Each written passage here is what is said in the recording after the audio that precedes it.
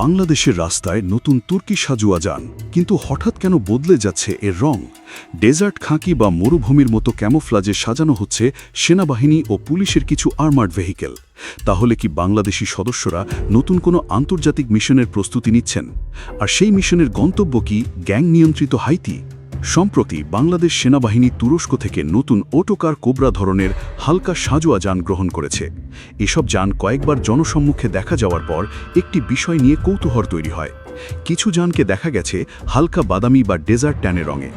এদিকে একটি ওয়ার্কশপে বাংলাদেশ পুলিশের কয়েকটি সাজোয়া যানেও একই ধরনের রং বা ক্যামোফ্লাজ প্রয়োগের দৃশ্য সামনে এসেছে বলে দাবি করা হচ্ছে। সামরিক পরিভাষায় এই ধরনের রংকে সাধারণভাবে ডেজার্ট ট্যান বা ডেজার্ট ক্যামোফ্লাজ বলা হয়ে থাকে। শুষ্ক ও ধুলোময় পরিবেশে কার্যক্রম পরিচালনার ক্ষেত্রে এ ধরনের রং ব্যবহার করা হয়ে থাকে। তবে শুধু রং পরিবর্তনের ভিত্তিতে কোনো নির্দিষ্ট মিশনে এসব যান মোতায়েনের বিষয়টি নিশ্চিতভাবে বলা যায় না। যদিও বিভিন্ন আলোচনায় ধারণা করা হচ্ছে বাংলাদেশ জাতিসংঘের অধীনে হাইতিতে সম্ভাব্য নতুন আন্তর্জাতিক নিরাপত্তা কার্যক্রমে অংশ নিতে পারে। ক্যারিবীয় দেশ হাইতি দীর্ঘদিন ধরেই ভয়াবহ নিরাপত্তা সংকটে রয়েছে। রাজধানী পোর্ট অব প্রিন্স সহ দেশের বিভিন্ন এলাকায় সশস্ত্র অপরাধী গ্যাংগুলোর প্রভাব ব্যাপক। গ্যাং সহিংসতা, অপহরণ, অস্ত্র চোরাচালান এবং বিভিন্ন গুরুত্বপূর্ণ স্থাপনার নিয়ন্ত্রণ নিয়ে দেশটির আইন শৃঙ্খলা পরিস্থিতি চরম চ্যালেঞ্জের মুখে পড়েছে।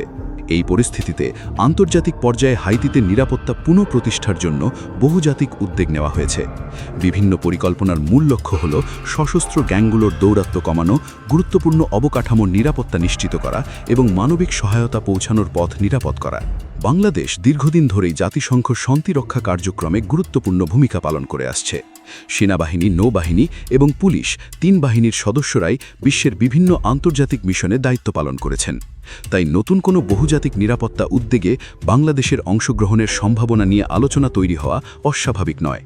তবে সেনাবাহিনী বা সরকারের পক্ষ থেকে আনুষ্ঠানিক ঘোষণা ছাড়া নতুন রঙের সাজোয়া যান দেখেই হাইতির নির্দিষ্ট কোনো মিশনে বাংলাদেশের অংশগ্রহণ নিশ্চিত করা যাচ্ছে না।